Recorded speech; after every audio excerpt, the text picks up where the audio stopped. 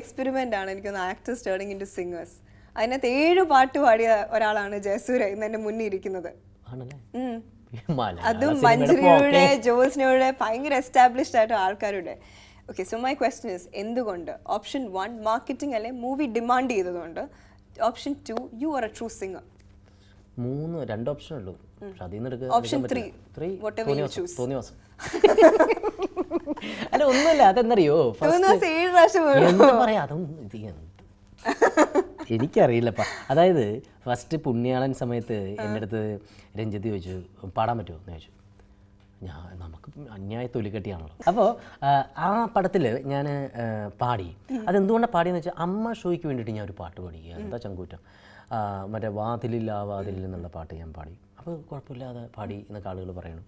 അതിനുശേഷം ഞാൻ പണ്ട് പാട്ട് പഠിച്ചിട്ടുണ്ട് കേട്ടോ, ഭയങ്കര കോമഡിയാണ്. പക്ഷേ സാറിന് കർണാട്ടിക് സിംഗിങ്ങോ? പിന്നെ അത്രയൊന്നുമില്ല, എന്തോ ക്ലാസിക്കൽ മ്യൂസിക് പഠിച്ചത് കുറച്ചൊക്കെ പഠിച്ചിട്ട് അവിടുത്തെ സാറിനെ ഒരു ഇമിറ്റേറ്റ് ചെയ്തു. സാറ് കണ്ടിട്ട് വന്നു, എന്നെ പഠിത്തം പിടിച്ച് പുറത്താക്കി. അങ്ങനെ പാട്ട് പഠിത്തം നിന്നു. അപ്പോൾ ഞാൻ പറഞ്ഞു അപ്പോൾ പുണ്യാളല്ലേ പാടി, ദൈവാനുഗ്രഹിച്ച് പാട്ട് കയറി കൊളുത്തി. അതെന്തുകൊണ്ട് ഞാൻ പാടിയതിൻ്റെ പേരിലൊന്നും അല്ല ചിത്തു, അത് ആ പാട്ട് ആർക്കും പാടാൻ പറ്റുന്ന പാട്ടാണ്. അങ്ങനെയാണ് അത് കമ്പോസ് ചെയ്തേക്കണം. അത് പക്ഷെ അതെനിക്ക് പാടാൻ പറ്റിയെന്നുള്ളതാണ് എൻ്റെ ഏറ്റവും വലിയൊരു പാടാൻ താല്പര്യമുണ്ട്, പക്ഷേ ചെറിയൊരു താല്പര്യം ഇല്ലാതില്ല. പിന്നെ അതിനുശേഷം ഞാൻ ആട് സിനിമയിൽ പാടി, പിന്നെ പിന്നെ പിന്നെ പിന്നെ ഹാപ്പി ജേണിയിൽ പാടി. ഇപ്പോൾ ഏറ്റവും വലിയ തമാശ എന്ന് പറയുന്നത് പൃഥ്വിരാജ് ഒരു ദിവസം വിളിച്ചത് കഴിഞ്ഞ ദിവസം. ഞാൻ ഈ സുദീപ് ഷൂട്ട് എവിടെയുണ്ട്, ഞാൻ പറഞ്ഞു ഞാൻ ഇവിടെ ഉണ്ടാ ഷൂട്ടിൽ എന്താ. ഇപ്പോൾ അമർ അക്ബറിൻ്റെ പാടിയിട്ടോ ഞാൻ 3 അപ്പോൾ എവിടെയുണ്ട്, ഞാൻ പറഞ്ഞു ഞാൻ ഷൂട്ടിൽ എന്താ. അല്ല ഇതിനകത്തൊരു പാട്ട് പാടണം. ഞാൻ പറഞ്ഞു ആരുടെ പടം? എൻ്റെ പടം. ഞാൻ പറഞ്ഞു എടാ നിൻ്റെ വോയിസൊക്കെ ഭീകര വോയിസ് അല്ലേ, ഞാൻ വന്നു കഴിഞ്ഞാണെങ്കിൽ ശരിയല്ല, അല്ലല്ല സിറ്റുവേഷൻ സോങ്ങാ എന്ന് പറഞ്ഞു. ഞാൻ പറഞ്ഞു നിനക്ക് ഉറപ്പാണോ? ഞാൻ പറഞ്ഞു സ്വന്തം ആദ്യമായിട്ട് റപ്പാണിയൊക്കെ ചോദിച്ചു മേടിക്കണേ. ഞാൻ പാടാന്ന് പറഞ്ഞു. അങ്ങനെ പാവാടയിൽ പാടി. പാവാടയിലെ മ്യൂസിക് ഡയറക്ടർ എന്ന് പറഞ്ഞ് ഞാനൊരു ഷോർട്ട് ഫിലിം പ്രൊഡ്യൂസ് ചെയ്തിരുന്നു, 3-ാം ഇടം എന്ന് പറഞ്ഞിട്ട്. ഇപ്പോൾ ആ 3-ാം ഇടം പ്രൊഡ്യൂസ് ചെയ്തത് കൊണ്ട് ഒരുപാട് നല്ല കാലിബറുള്ള ആളുകൾ സിനിമയിലേക്ക് വരികയാണ്. കാരണം സോണി വർഗീസ് എന്ന് പറഞ്ഞിട്ടുള്ള ഒരു ഡയറക്ടർ, 3-ാം ഇടത്തിൻ്റെ ഡയറക്ടർ ഇപ്പോൾ മഞ്ജു വാര്യർ വെച്ച് പടം ഡയറക്റ്റ് ചെയ്യണം.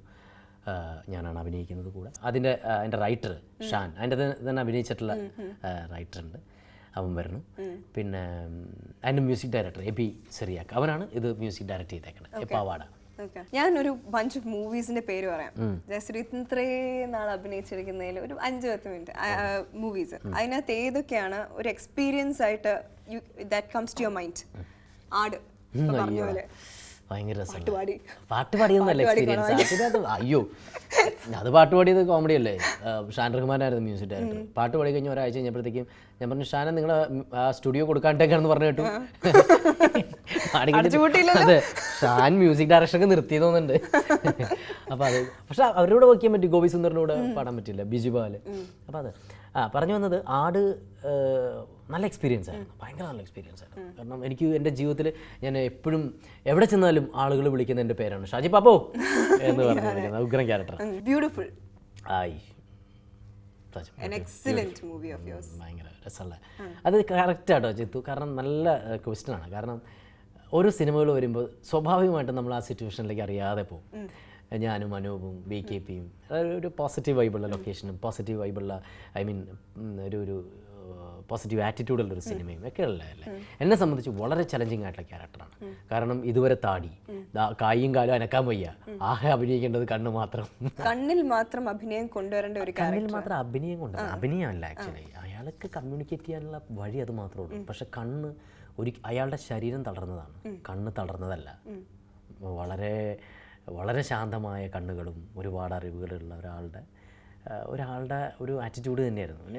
എൻ്റെ ഫേവറേറ്റ് ഫിലിമാണ് മങ്കി പെൻ. അതുപോലെ തന്നെ നല്ല ഗ്രൂപ്പല്ലേ, ഭയങ്കര സാൻഡ്ര എന്ന് പറയുന്ന സിനിമ അറിയാവുന്ന ഒരു പ്രൊഡ്യൂസർ വിജയ് ബാബു നല്ല രീതിയിൽ മാർക്കറ്റ് ചെയ്യുന്നു. ഒരു നല്ല 2 ഡയറക്ടേഴ്സ് വന്നില്ലേ, അവൻ എന്തോ ബ്രില്യൻ പെർഫോമൻസ് എന്ന് പറയുക. ചെറുക്കൻ പേടിച്ചു ഞാൻ പറഞ്ഞ രമ്യ, അതിൻ്റെ ഭാര്യയായിട്ട് രമ്യ, നീ സൂക്ഷിച്ചു തന്നാൽ നമ്മളൊക്കെ അവൻ തിന്നുകളയും. കാരണം നമ്മളൊക്കെ എന്താ പറയും, ഒരു സീനിൽ നിൽക്കുമ്പോഴത്തേക്കും നമുക്ക് ഡയലോഗ് ഒന്നും ഇല്ലെങ്കിൽ പ്രാക്ടീസ് ചെയ്യും, അല്ലെങ്കിൽ അതിങ്ങനെ പറയാം ഇങ്ങനെ പറയാം നല്ല രീതിയിലൊക്കെ പ്ലാൻ ചെയ്ത് വയ്ക്കും. പിള്ളേരതൊന്നുമല്ല, പിള്ളേർ അവിടെ നിന്ന് കളിച്ചോണ്ടിരിക്കുക.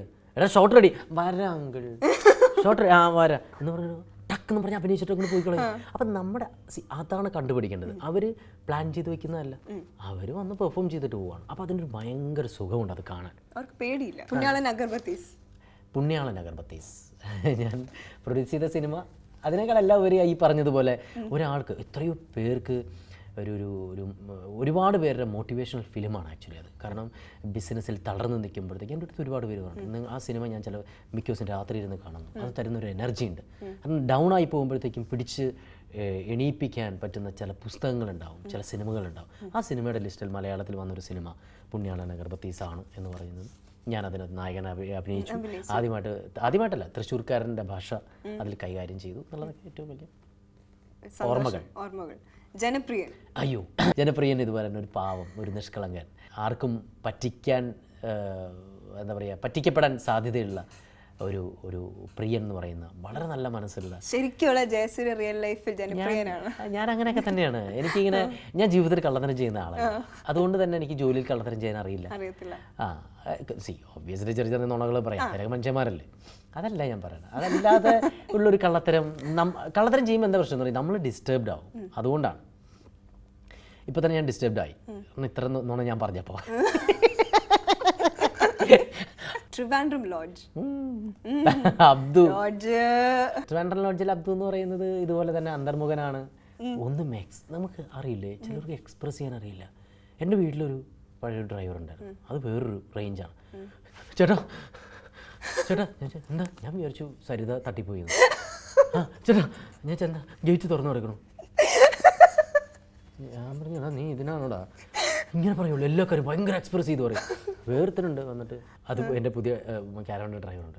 ചേട്ടാ എന്താ വീട്ടുകാർ വന്നു ചേട്ടാ, പെൺകുട്ടിയുടെ വീട്ടുകാർ വന്നു.